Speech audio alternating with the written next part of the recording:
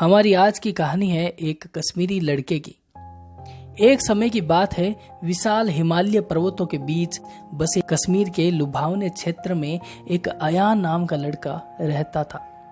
अयान का जन्म कश्मीर के एक छोटे से गांव के साधारण परिवार में हुआ था। अयान के माता पिता मेहनती किसान थे जो दुनिया में सबसे महंगी वस्तु माने जाने वाली केसर की खेती करते थे। छोटी उम्र से ही अयान अपनी जन्मभूमि कश्मीर की सुंदरता से मोहित था और उसी कश्मीर की हरी भरी घाटियों और प्राचीन झीलों के बीच खेल कूद कर बड़ा हुआ था। उसका अधिकांश समय उन्हीं पहाड़ों के पीछे सूरज डूबने के साथ आकाश के बदलते हुए रंगों को देखकर बीता था।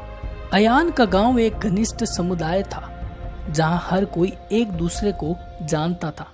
क्षेत्र की राजनीति उथल पुथल के कारण चुनौतियों का सामना करने के बावजूद लोगों ने अपनी परंपराओं और मूल्यों को कायम रखा था। अयान के दादा अक्सर शाम को उसे आग के पास बैठाते थे और पूर्वजों और कश्मीर के इतिहास की कहानियां अयान को सुनाते थे। जैसे जैसे अयान बड़ा हुआ तो उसे कला और कहानी के प्रति गहरा प्यार विकसित होने लगा। अयान पेड़ों और ढल झील पर सुंदर ढंग से तैरती नाकाओं का चित्रण करने में घंटों बिताता था।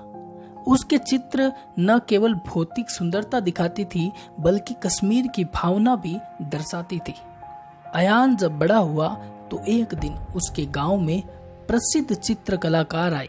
अयान की प्रतिभा और जुनून से वह बहुत प्रभावित हुए और कलाकार ने अयान को एक सलाह देते हुए कहा कि तुम अपने गांव को छोड़कर शहर में कला को विकसित करो। अयान के माता पिता अयान के शहर जाने वाली बात से झिझक रहे थे, लेकिन अपने बेटे के उज्जवल भविष्य के लिए वह अयान को शहर भेजने के लिए राजी हो जाते हैं। अयान अब शहर चला आया और अपने गुरु के मार्गदर्शन के साथ नई पेंटिंग व नई तकनीकें सीखना शुरू कर देता है।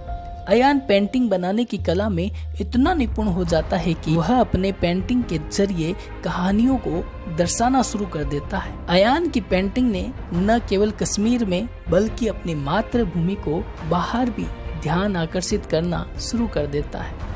हालांकि जैसे जैसे अयान की प्रसिद्धि बढ़ती गई वैसे वैसे चुनौतियां भी बढ़ती गई। कश्मीर में राजनीतिक स्थिति में उथल पुथल मच गई, जिससे आवाजाही और संचार पर प्रतिबंध लग गया। कठिनाइयों के बावजूद अयान अपनी कला के माध्यम से अपनी मातृभूमि की सुंदरता और लचीलेपन को साझा करने के लिए दृढ़ संकल्पित था। अयान ने कश्मीरी लोगों की भावनाओं को व्यक्त करने के लिए अपने चित्रों का उपयोग किया।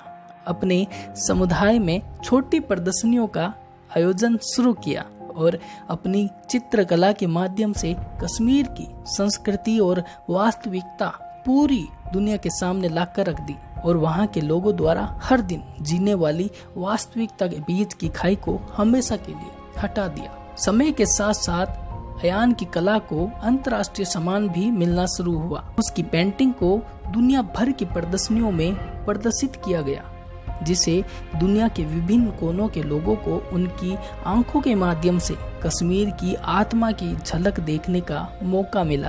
तमाम सफलताओं और चुनौतियों के बावजूद अयान अपनी जड़ों को कभी नहीं भूला और अपने गांव का दौरा करना हमेशा जारी रखा।